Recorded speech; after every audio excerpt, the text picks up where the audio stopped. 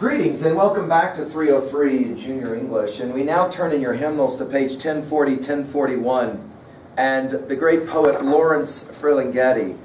Let's just start with dates really quickly. I'm giving this lecture in 2017, in the summer of 2017, and Ferlinghetti was born in 1919 and is still alive, which makes him 98 years old. That's a remarkable thing. Let's read a little bit about this really important poet.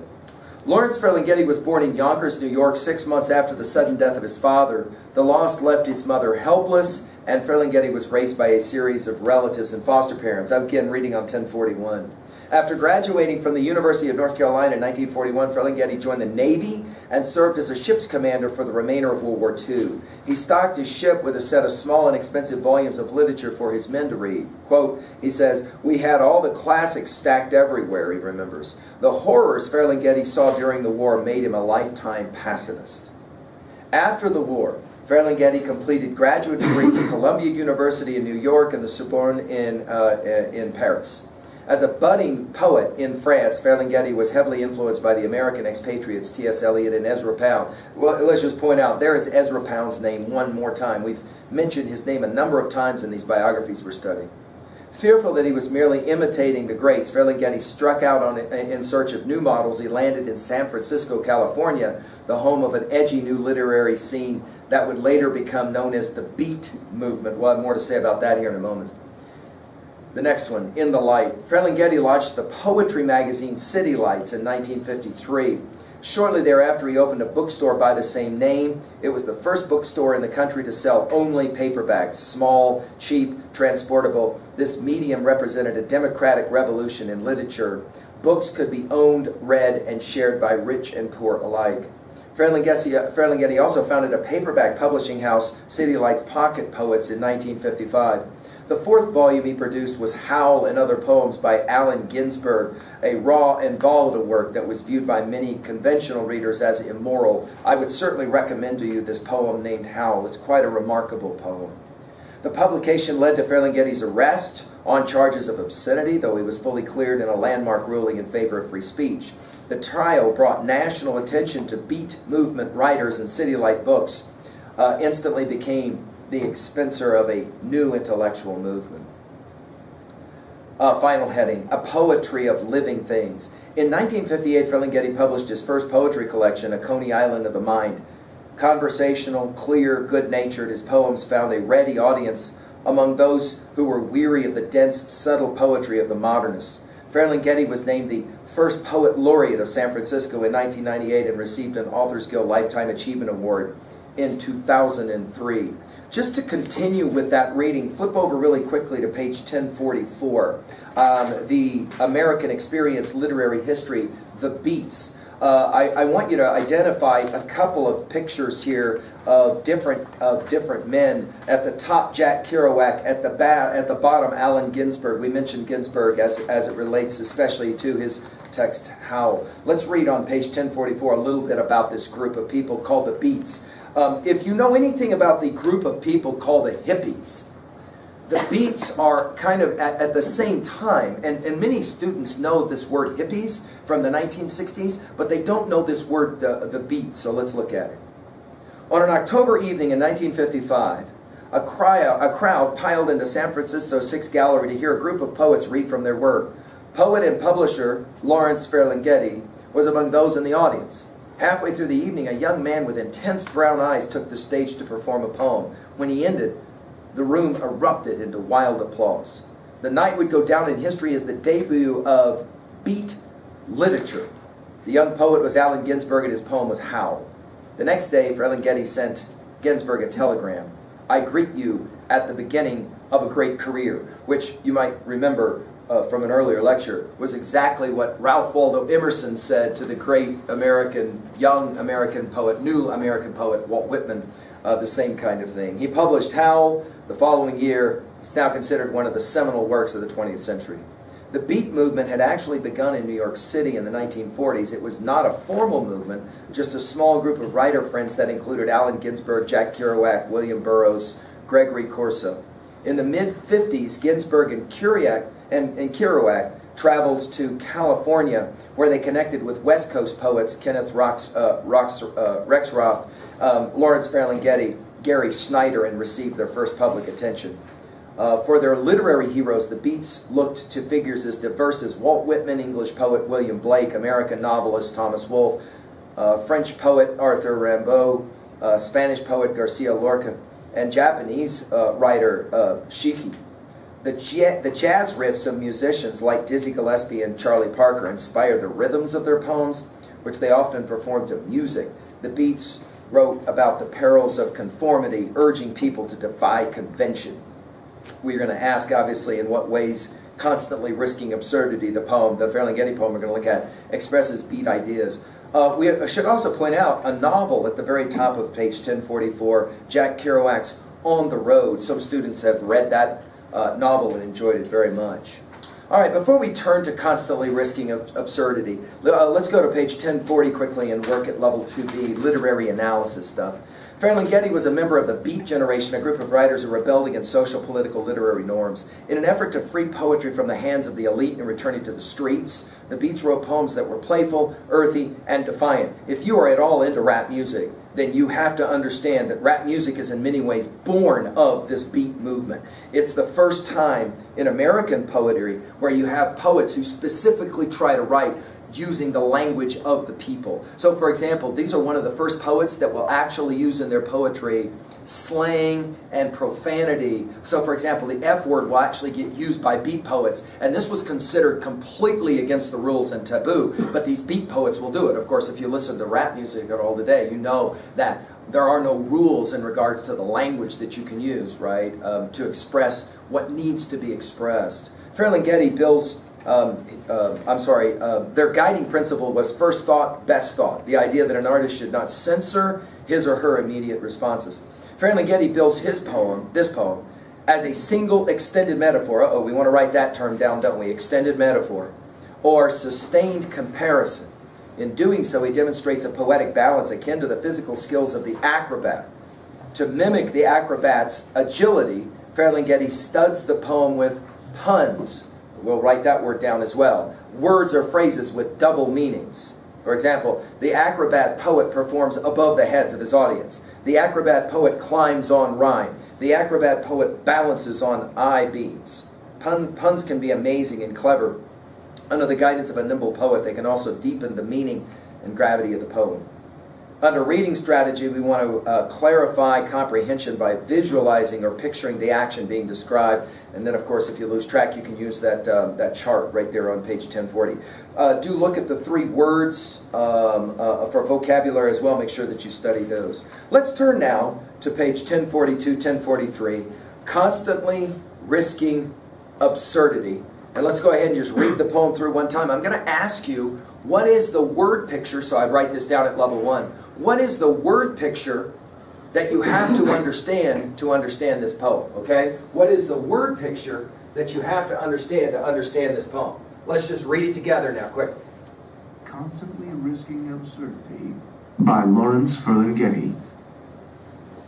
Constantly risking absurdity and death whenever he performs above the heads of his audience, the poet, like an acrobat, climbs on rhyme to a high wire of his own making, and balancing on I-beams above a sea of faces, paces his way to the other side of day, performing entrechats and sleight-of-foot tricks and other high theatrics, and all without mistaking anything for what it may not be, for he's the super-realist who must perforce perceive taught truth before the taking of each stance or step in his supposed advance toward that still higher perch, where beauty stands and waits with gravity to start her death-defying leap, and he, a little Charlie Chaplin man, who may or may not catch her fair eternal form, spread-eagled in the empty air of existence.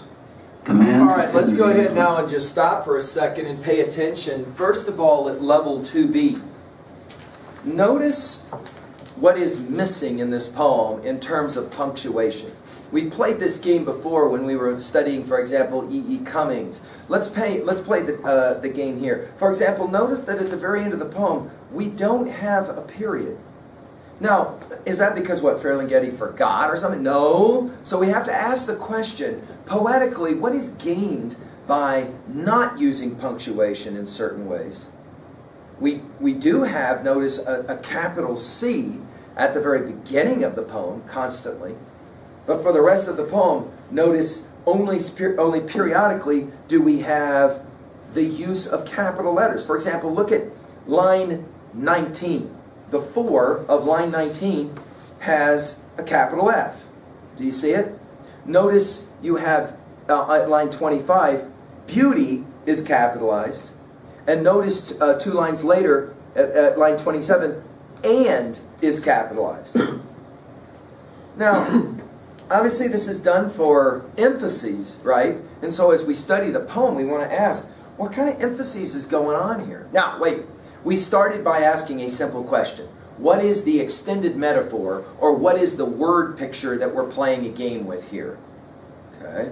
And when we study in your senior year, you might jump now quickly to 3A. When we study in your senior year, we'll study a cat named John Donne, a metaphysical British poet, and we'll study together several of his poems, but especially A Valediction Forbidding Morning is the name of the poem, where you have this extended metaphor or a conceit happening. Now, what is the word picture that you have to understand? And by the way, they even give you a little drawing there, a little picture on 1042, so that you can kind of get a sense of it. We're talking about what? Yeah, well, if you've been to the circus, you know these guys that get up, for example, way up off the ground, and they go walking across a high wire, right? An acrobat. Or they might swing from different things, right, and grab hold. In other words, they play a dangerous game above the earth. And the potentiality is they could fall. And of course, a lot of people will go, especially when acrobats do their thing without a net. Why do you think it's more exciting without the net?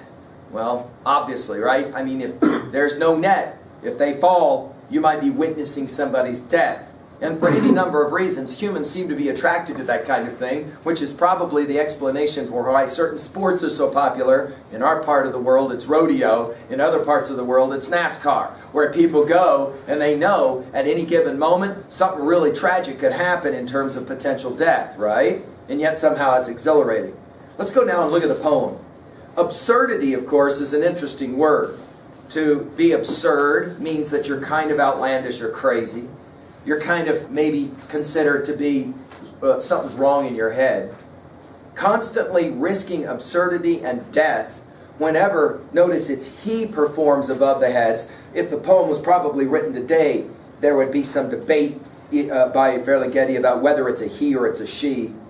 Whether he performs above the heads of his audience, the poet, like an acrobat, climbs on rhyme to a high wire of his own making, and balances on I-beams above a sea of faces, paces his way to the other side of day. So we've got a situation here where, let's write it in our notes at level 1, the poet is like a high wire acrobat who does his work or her work above the eyes or the faces, above the heads of the audience. Now there's obviously a second rendering of this, and that is the poet will sometimes challenge the reader to move beyond. Okay? In the process of doing this, back to level 1, just to finish at line 25, beauty is the goal. Beauty stands and waits with gravity to start her death-defying leap. Right? So beauty is perceived as, then, the ultimate goal of all poets. Now that's a level 1 read. Let's get to level 2A and ask about themes or messages. Several. One obvious message here is that poets play a game with readers, the audience, above their heads. I've often had juniors that say with me that after they've studied some of this work, maybe some of you will feel the same way, that after some of the study of some of these texts, whether they're poems, whether they're essays, whether they're short stories, whether they're cuttings from novels, students will often say, you know, I'm beginning to realize that these writers They write stuff that at first maybe I just don't see it. I don't get it. Do you get me? That I don't get it. I don't understand it. And then all of a sudden the loony starts talking about it. And I go, well, I guess I really hadn't thought about it. Wow, you're making me think from a different perspective. And then all of a sudden it's like interesting kind of vistas or views open up. This poet, Ferlinghetti, says that's what good poets do. That's, by extension, we might say, what good artists do, what great artists do. Number two, another possible message or theme. The quest is to somehow discover beauty with a capital B. Beauty. The job of the poet, the job of the artist, is to make you see the world somehow differently. At 3A, we can make an observation that you'll study together in your senior year. Percy Bysshe Shelley will write the great Defense of Poetry, a classic statement of poetics, in where he defends that poetry is so important in a culture. And one of the things he says is, great poets make you see the normal all over again as somehow unusual. So they take the most normal of stuff. They describe it in ways that makes you think about it and see it as, again, new or unusual. Certainly, Ferlinghetti's playing the same game here. Finally, number three. One of the obvious byproducts of the first two observations is the third theme or message, and that is this. Readers, or in the case of the acrobatic, viewers of poetry, are not always going to understand the artist, which is why they will often, readers of poetry and other texts, will often see what's going on as absurd. Why do you waste your time? Of course, one of the classic examples of this is when Dante, the young poet, before he was a famous poet, told his father that instead of going into law, he was going to be a poet. And his dad laughed outright at him and said, "No one will ever remember your name if you are a poet." Of course, Dante gets the laugh from his grave at that one, right, to his dad and say, "Told you so." The point being here that poets and artists are often misunderstood within a culture. We think, of course, of the maybe greatest poet of them all, Plato, who argues that oftentimes the people in the cave, stuck and chained up, cannot appreciate the great emancipator, the great educator, the great poet. All right, let's turn now to 2B for just a second. Obviously, the extended metaphor, the conceit is pretty easy for you to see here. The pun or the play on words is as well pretty interesting. Poets work above the heads of the audience. Poets climb on rhyme to a high wire of his own making and balancing on I-beams, right? There's this kind of sense that when a poet starts writing, there's this kind of I'm trying to stay on the high wire, and there's this thing about the audience where they're kind of like gasping the whole time, going, "Why is he doing this? He's way up there above everybody without a net underneath him. He could die. This is insane." Risking absurdity. Finally, let's jump to 3A and the ways in which we try to relate to a poem like this. At 3A and relationship to other titles, let's ask this question because I think it's an interesting one. What is for you an example of a text that was, when you first saw it, way above your head? In other words, maybe I read it. I, for example, have had students that say when I read Love Song of J. Alfred Prufrock, the T.S. Eliot offering, when I read it, they will often say, "I got no idea what that's about." And then we begin to study it, exegete, unpack it, and by the end they go, that's very interesting. I didn't understand it. Now I'm beginning to understand it. And I appreciate, for example, a line like, "Do I dare disturb the universe?" That's a compelling line once you understand in context what's going on. What is for you the hardest thing you've ever had to read? What is for you the most obscure thing you've ever had to read? You can start in junior English and then you can just work your way backwards. What's a poem that's way over your head? What's a poem that is going to challenge you? Another way to ask the question is, who is for you the artist that risks the most? Might be a musician for you, might be a movie maker for you, might be a filmmaker for you, might be a game inventor for you, maker for you. Who is the artist in your estimation that has risked the most? the risk absurdity the most. So that, for example, when it was made, people did not understand it.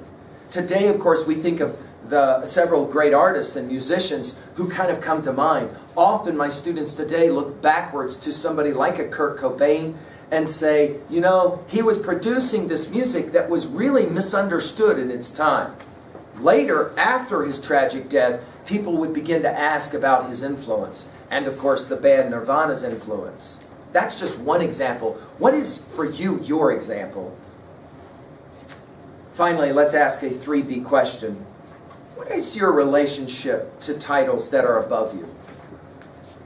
Can you actually remember a time in your life when you thought something was really dumb or stupid, you didn't understand it, and then you started looking at it again, and you were able to see it the second time? Let me ask it this way. In your life, do you have one friend who you started out as an enemy? And you didn't understand that person. And maybe that person didn't understand you. And then over time, you got to know that person, you gained some familiarity. And now, of course, you look back and you almost laugh about the fact that you didn't understand it. Any number of titles probably come to mind in regards to this for you. Final question. This is one that I like to ask to my juniors. Do you think we need artists who are constantly risking absurdity? Do you think we need people who challenge us to see the world differently? Or are they rather a waste of time, both their time and your time? How do you see that one? What is the value of artists within a community? Well, there you go, an introduction to Ferlinghetti. Thank you.